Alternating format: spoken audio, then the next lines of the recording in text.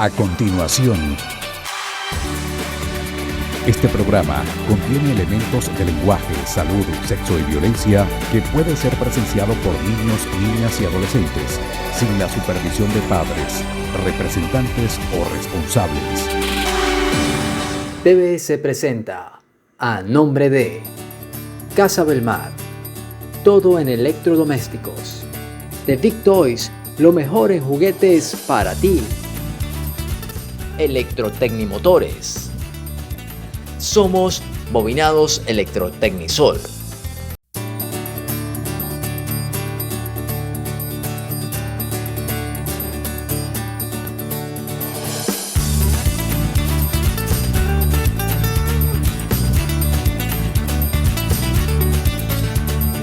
Feliz y bendecido día, queridos amigos de Peregrinos. Nuevamente nos encontramos. Hoy tenemos un programa muy especial sobre la animación de la pastoral bíblica de la diócesis Maracay.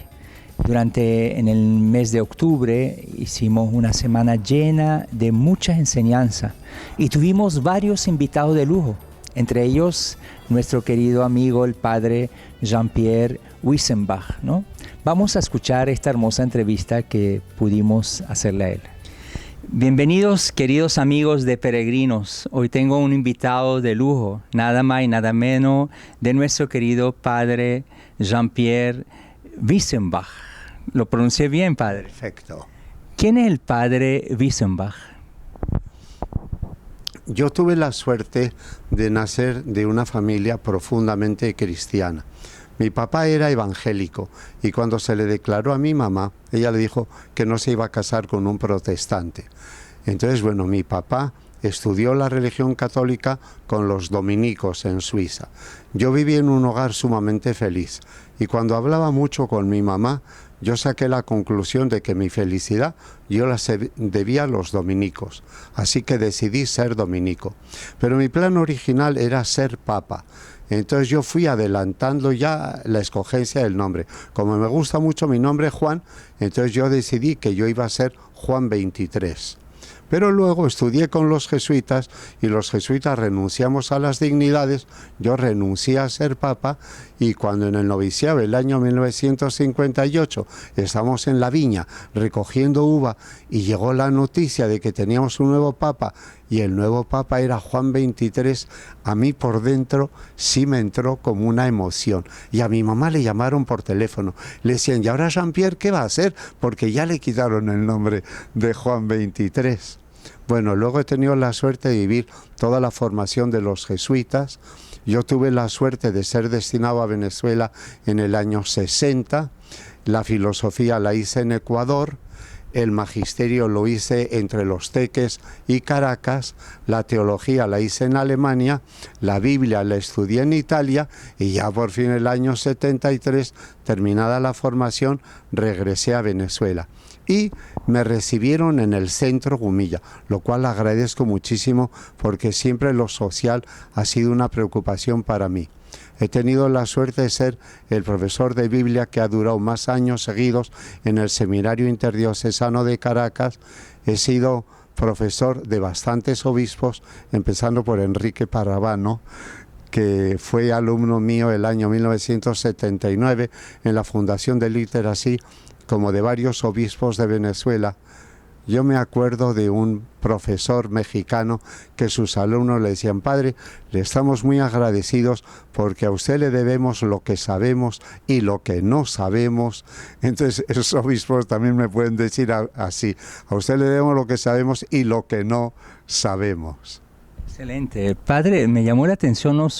Mencionas la parte social, teniendo títulos, teniendo una preparación. ¿Qué importancia tiene que hoy el sacerdote no se olvide o no descuide esa parte social en su pastoreo? Para mí ha sido una cosa afectiva. En el año 1962-63 yo estaba en Ecuador. Y en la pastoral de los fines de semana yo daba preparación de la primera comunión en francés a la colonia francesa de Quito. Ya se puede imaginar qué tipo de profesionales tenían sus hijos allá. Llegaron las vacaciones y entonces a mí me destinaron a dar clase de francés a los jesuitas, mientras que un grupo iba donde los indígenas. Entonces, esos ecuatorianos fueron donde mi superior le dijeron, mire, Vicente sabe tocar el acordeón y eso sería muy bueno con los indios. Pues gracias al acordeón yo fui a pasar unas semanas con los indios y a mí esos indios me ganaron el corazón.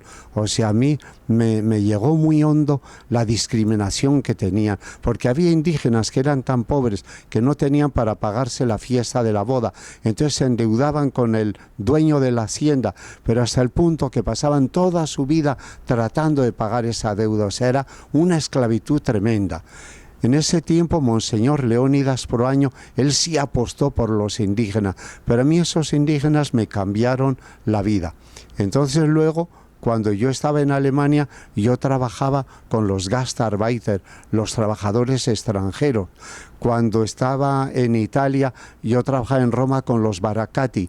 Y entonces luego, desde que llegué a Venezuela, yo hice el propósito de trabajar en algún barrio y fue en La Vega, para suerte mía.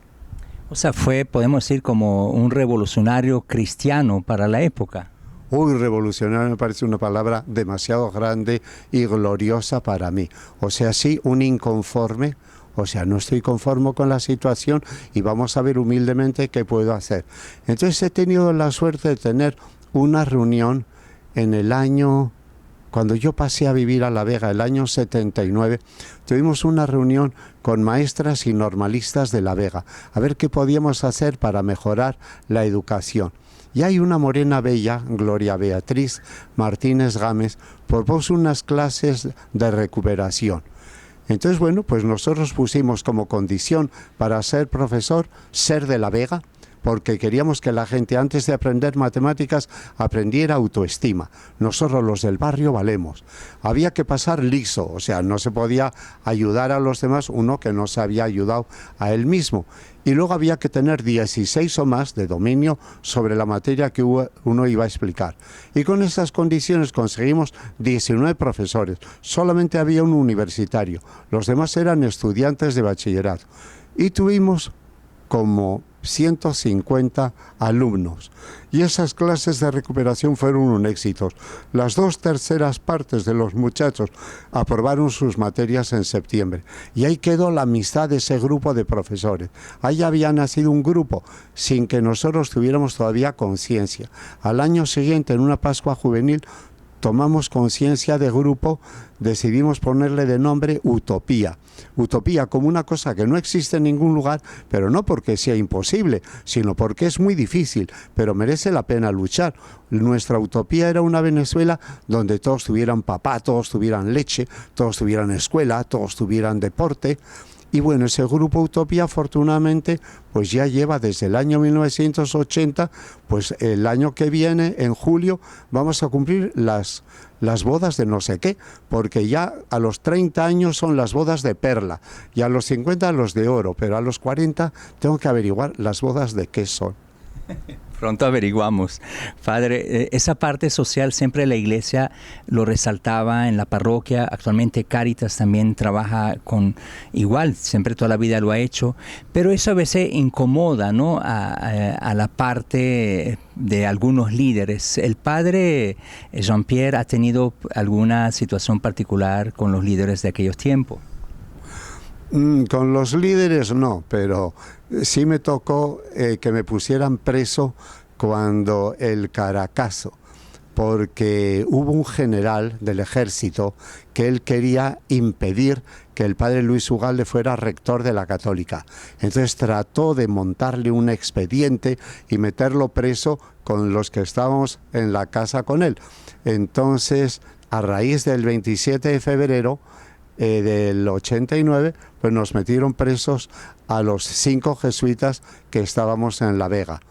Entonces, bueno, pues sí fue un pequeño susto, pero afortunadamente un vecino habló con un jesuita y ese jesuita habló con otro y ese habló con Sonia, la hija de Carlos Andrés, y él le informó a su papá y su papá nos sacó de la guardia y nos llevó a la DIM y al final ya de la DIM, después de interrogatorio, pues ya nos pusieron en libertad. Yo me pegué un susto porque al llegar a mi cuarto veo que me habían desaparecido todos los recortes de periódico. Y yo dije, adiós mis clases en la universidad, pero afortunadamente los militares vinieron con una bolsa de basura, trajeron todos los artículos de periódico y algún vecino me contó que a la ida los militares habían dicho, esos curas sí están actualizados. Pero yo no me puedo quejar. Me entra la risa porque cuando una señora del barrio se enteró que a mí me habían llevado preso, ella dijo, el padre Vicent va, pero si él no hace nada. Bueno, eso era yo. Usted fue muy apreciado y la comunidad de Las Vegas siempre ha confiado en usted. Cuéntanos un poquito cuando decidieron moverlo y cambiarlo de la zona para otra ciudad. ¿Cómo fue la reacción de la gente? Bueno, la reacción de la gente fue que recogieron 1000 firmas para que a mí no me cambiaran. Y esas firmas las entregaron sabiendo que mandarlo a mis superiores no iba a servir. Se lo mandaron al arzobispo de Caracas, a Monseñor Urosa. Él se lo pasó a Yosu, a Monseñor González de Zárate, y él habló con mi superior y mi superior había decidido que yo me iba a Maturín y no cambió.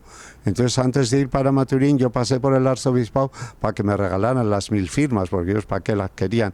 Y en cambio para mí, pues era una cosa sentimental. A mí sí me costó mucho, fue como muy doloroso, pero bueno, los jesuitas, nosotros somos gente de obediencia, no de hacer lo que nos parece, sino confiamos en que los superiores, ellos saben. El superior, él quería que yo no estuviera encerrado en La Vega, sino que, bueno, pudiera trabajar en todo el Oriente. En realidad yo no estaba encerrado en La Vega, porque tenía la suerte que la pastoral indígena de la BEC a mí me mandó a dar talleres de juegos instructivos a Caicara del Orinoco, a Paraguaipoa, a Osibucajunoco en el Delta, a Camarata, a Santa Elena de Guairén, a Huenquén. O sea que yo me había movido por toda Venezuela. Pero bueno, pues ahora estoy en el Oriente. Claro, echo de menos todos los años que yo trabajé en La Vega, porque cuando comenzamos con el trabajo de las escuelas, los resultados eran de echarse a llorar, pero luego llegamos a tener resultados hasta 10 veces mejores. Bueno, en el Oriente yo echo de menos eso, todavía no lo he logrado, trato de hacerlo. ¿Qué diferencia encuentra el padre Jean-Pierre entre el trabajo de Las Vegas y actualmente en Maturín? ¿Cuál es la diferencia entre las dos realidades? Bueno, la situación ahora es más dura, pero no por ser La Vega y el Oriente, sino por la Venezuela de los años 70 y la Venezuela del año 2000. Entonces, bueno, pues para mí es un crimen que la gente con su trabajo no tenga para vivir. O que, por ejemplo, a cualquiera lo puedan meter preso sin auto de detención, o lo tengan preso sin juicio, o le nieguen las visitas familiares, o lo torturen. El 8 de octubre se recuerda el asesinato de Fernando Albán. Entonces, eso eran cosas que antes no había, ¿no? Y la cantidad de unas que no sabe. Por eso la situación es más difícil, pero yo no me atrevería a dármelas de antropólogo y decir que la gente de La Vega es distinto de la gente de Oriente. En Oriente tiene la expresión de que a ese lo tienen mantequillado, para decir una persona que lo tratan con mucho cariño. Pues yo sí me siento mantequillado allá en Oriente. Excelente, padre Jean-Pierre. Un mensaje final para todos los televidentes de Peregrinos. Bueno, pues yo quiero felicitarles aquí en Maracay por esta organización de la ABP, que yo al comienzo pensaba que era Alianza Bravo Pueblo, pero me dicen, no, es Animación Bíblica de la Pastoral. Yo creo que tienen mucho mérito, pero llevan ya 6 años organizando esta Semana Bíblica. Yo tuve la suerte de estar aquí en la semana que fue sobre San Lucas hace 2 años, y ahora he vuelto a ser invitado sobre los Hechos de los Apóstoles. Me parece admirable y yo estoy pensando a ver cómo podemos hacer para que la gente lea la Biblia, porque yo creo que es muy distinto estar y oír una semana al año a que uno se vaya familiarizando. Vamos a ver si tenemos éxito y logramos algo. qué grande es esta persona, ¿no?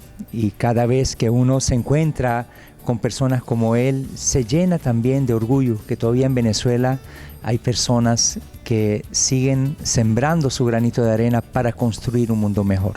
Vamos a unos breves cortes comerciales y regresamos con Peregrinos.